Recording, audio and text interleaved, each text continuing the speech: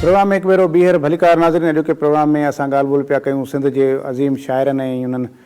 वलियनि जो ज़िक्र आहे। ऐं छाकाणि त सिंध जी धरती खे सॼी दुनिया में वलियनि जी धरती करे सुञातो वेंदो आहे ऐं ख़ासि तौर ते सिंध के कलंदर जी नगरी करे सॼो वेंदो आहे। लाल शहबाज़ कलंदर जो जेको फ़िक्र आहे उहो सॼी दुनिया ताईं पखिड़ियल आहे ऐं असां उन जे हवाले सां बि जाइज़ो वठंदासीं त उहो फ़िक्र जेको सॼी दुनिया में त पखिड़ियो आहे उहो ख़ुदि सिंध जे माण्हुनि उनखे केतिरो अपनायो आहे, केतिरो हीअं सां हंडायो आहे। छा माण्हू जेके लखनि जी तादाद में कलंदर साईं जी दरगाह ते वञनि था, पर उन मां केतिरा उहे माण्हू आहिनि जेके फ़िक्री तौर ते वञनि था, फ़लसफ़े खे सम्झी करे उते हाज़िरी ॾियनि था, उन सां ॻाल्हि ॿोल कंदासीं। उनखां अलावा सिंध जा जेको शऊर आहे उहो उन में गादियूं केतिरो किरदारु अदा करे सघनि थियूं। इहे गादी नशीन जेके आहिनि उहे पंहिंजे बुज़ुर्गनि जे फ़िक्र फ़लसफ़े उन जे पैगाम खे उजागर करे मजमूई तौर ते सिंध में शऊर पैदा करण जे लाइ कहिड़ो किरदारु अदा करे सघनि था। त प्रोग्राम जे हिन आख़िरी सेगमेंट में असां कलंदर लाल शहबाज़ जे फ़िक्र ऐं फ़लसफ़े ते ॻाल्हि ॿोल कंदासीं। सैयद वली मोहम्मद शाह साहब गादी नशीन आहिनि लाल शहबाज़ कलंदर जा, असां सां गॾु टेलीफोन लाइन ते मौजूदु आहिनि। साईं अस्सलाम वालेकुम। वालेकुम सलाम। साईं, हिकु पहिरियां त तव्हांखे सकाफ़ती ॾींहं जे हवाले सां मुबारकूं ॾियां थो। ऐं छाकाणि त सिंध खे कलंदर जी नगरी तौरु सुञातो वेंदो आहे, सॼी दुनिया उन ॻाल्हि खां वाक़ुफ़ु आहे। पहिरियां त तव्हां मूंखे ॿुधायो त लाल शहबाज़ कलंदर जो जेको फ़िक्र आहे, जेको फ़लसफ़ो आहे, उनजी जेका शाइरी आहे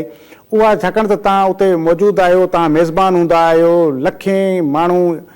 ईंदा आहिनि हाज़िरी भरणु कलंदर लाल शहबाज़ ते, केतिरा माण्हू आहिनि जेके हक़ीक़ी माना में कलंदर साईं जे फ़िक्र ऐं फ़लसफ़े खे हीअं सां हंडाए दरगाह ते ईंदा आहिनि? हाँ, काफ़ी आहिनि जेके लाल साईं जा मुरीदनि, तक़रीबन जेके वधि में तादाद त इहा ई आहे त जेके लाल साईं सां अक़ीदत रखनि था, जेके लाल साईं उते अचनि था, उहे यकीन लाल साईं जेको आहे सो फ़िक्र ऐं फ़लसफ़े सां जेको आहे सो मुतफ़िक़ हूंदा। उन्हनि लाल साईं जी शाइरी काफ़ी माण्हुनि पढ़ी पाए, छो जो हिन जो मजमूओ घणो करे फारसी में ऐं जेको अरबी में आहे, त हुनजी ट्रांसलेशन पूरी तरीक़े सां थी कान्हे का, इन करे माण्हुनि खे एतिरी ॼाण कान्हे का हितां जा असांजे लोकल माण्हुनि खे। पर जेके पढ़ियल लिखियल माण्हू आहिनि जिन खे फारसी ऐं अरबी अचे थी, उहे जेको आहे सो वाक़ई लाल साईं जे बिल्कुलु बैन ई जीअं लाल साईं जेको सोच हुई या जेका लाल साईं जी जेको आहे शाइरी जी अहल बैत जी शान में जेका लाल साईं शाइरी कई आहे उहा अहल बैत जी शान में कई आहे। ऐं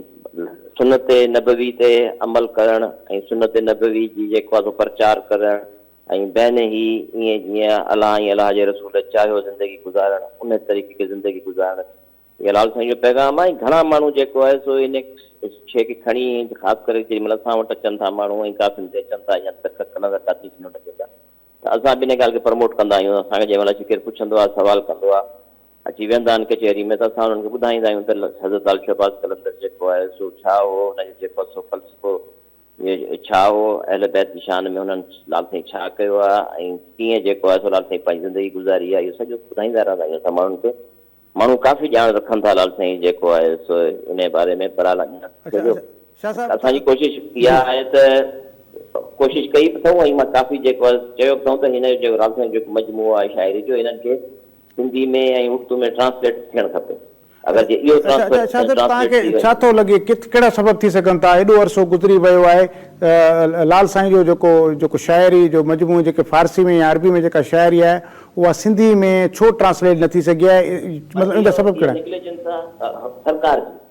छो जो इंडिविजुअल लेवल ते त कोन थो थी सघे न। ही जेके असांजा हिते सरकार जो कमु आहे त जेको आहे हितां जा माण्हू आहिनि जेके पढ़ियल लिखियल माण्हू आहिनि जेके फारसी ऐं अरबी ते अबूर रखनि था, उन्हनि जे ज़िम्मे लॻायो वञे, उन्हनि खे सिंधी बि ईंदी हुजे, उर्दू बि ईंदी हुजे, त पोइ उहे माण्हुनि जी जेको आहे रखनि औकाफ़ डिपार्टमेंट वारा या रिलीजियस अफेयर्स वारा जेके मिनिस्ट्री ऑफ रिलीजियस अफेयर आहे, इहे रखनि त अगरि जे इहे वाक़ई ट्रांसलेट करे छॾनि त हिननि बुज़ुर्गनि जी जेके बुज़ुर्ग हिन पाकिस्तान में आहिनि या जेको असांजे सिंध में आहिनि, इन्हनि जो बैन ई जेको आहे सो पैगाम जेको आहे सो माण्हुनि ते पुॼी सघे थो ऐं पोइ उहो मुआशिरे में सुधारो बि अची सघे थो ऐं मुआशिरे में जेको आहे सो माण्हुनि अवेकनिंग बि अची सघे थी त इस्लाम ऐं इस्लाम जी रूह छा आहे ऐं हिननि बुज़ुर्गनि इस्लाम खे कहिड़े नज़रिए सां खयो ऐं वाक़ई रसूल अल्लाह जी सुन्नत छा आहे, रसूल अल्लाह जो पैगाम छा आहे ऐं हिननि माण्हुनि जेको आहे जेके ही इन पाए जा बुज़ुर्ग आहे, हिननि कहिड़े तरीक़े सां रसूल अल्लाह जो पैगाम अॻिते पहुचायो। माण्हुनि ताईं इहा ॼाण वञे, इहा टोटली जेका आहे ज़िम्मेवारी गवर्नमेंट जी आहे। अच्छा शाह साहब, इहो बि आहे साॻे वक़्तु त जीअं तव्हां पाण चओ पिया, ऐं इन में हक़ीक़त आहे त छाकाणि त जेतिरो कमु लिटरेचर जे हवाले सां कलंदर साईं ते थियणु खपे हा, उहो अञा ताईं कोन थी सघियो आहे। भिटाई साईं ते थियो आहे, सचल साईं ते थियो आहे, ॿिया जेके असांजा बुज़ुर्ग शाइर आहिनि उन ते थियो आहे कि इहो सबबु त कोन्हे त छाकाणि त कलंदर साईं जो जेको पैगाम आहे उहो सिंधी ॿोली में तर्जुमो न थियण जे करे, आम माण्हू ताईं न पहुचण जे करे, उते अक्सर जेके अक़ीदतमंद ईंदा आहिनि उहे इन बुनियाद ते ईंदा आहिनि त उहो लाल साईं जी रुगो हाज़िरी भरण पिया वञनि, हिकिड़े पीर वटि वञनि पिया,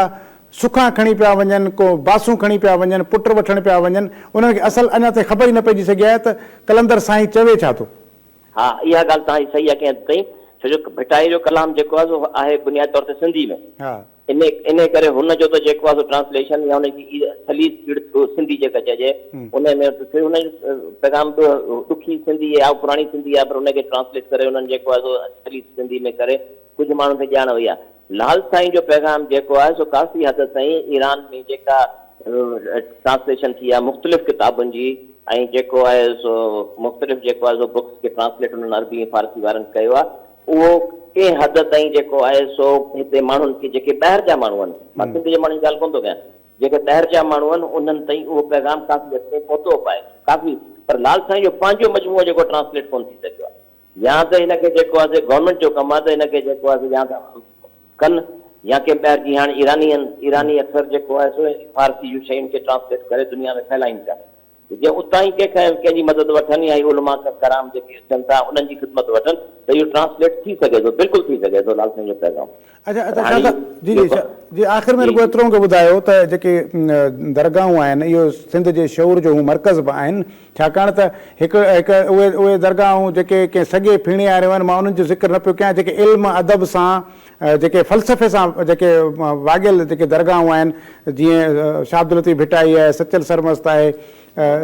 लाल कलंदर साईं आहे, त इहे दरगाहूं सिंध जे अंदरि शऊर पैदा करण जे लाइ, इल्म ऐं जेको जी रोशनी फैलाइण जे लाइ, माण्हुनि में आगाही आणण जे लाइ, माण्हुनि जे जेको ऊंदा अकुल आहे उन में को ॾीओ ॿारण जे लाइ केतिरो मददगार साबित थी सघनि थियूं, ऐं उन में तव्हां गादी नशीननि जो केतिरो रोल थिए थो ऐं तव्हां उहो रोल केतिरो प्ले कयो?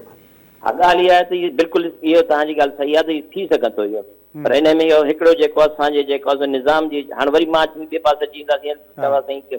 त